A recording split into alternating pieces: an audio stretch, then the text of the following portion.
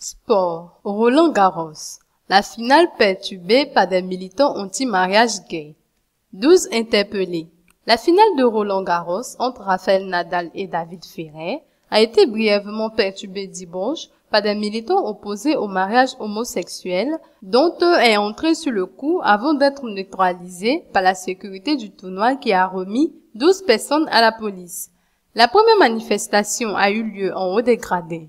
Selon un cliché de l'AFP, 2 spectateurs brandissaient une pancarte hostile à la loi sur le mariage pour tous, portant l'inscription en anglais « À l'aide, la fiance piétine les droits des enfants ». Après une brève interruption de jeu, ils ont été évacués du stade.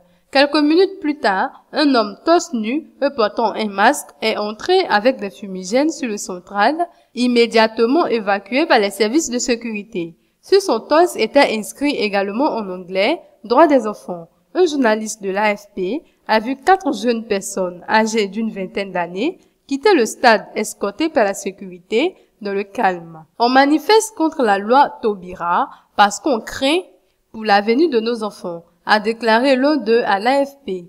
Par ailleurs, 4 autres manifestants torse nus et portant un masque ont déployé une banderole portant l'inscription « Hollande démission ». Sur le coup, Suzanne Lenglen ou quelques dizaines de spectateurs suivaient la finale sur un écran géant. Au total, 12 personnes ont été remises à la police par la sécurité de Roland-Garros, a indiqué une source policière à l'AFP. Ils étaient entendus dans un commissariat parisien en milieu d'après-midi dimanche. La finale de Roland-Garros 2009 avait été déjà perturbée par l'intrusion de spectateurs sur le coup qui avaient tenté de se rapprocher de Roger Federer, vainqueur cette année-là.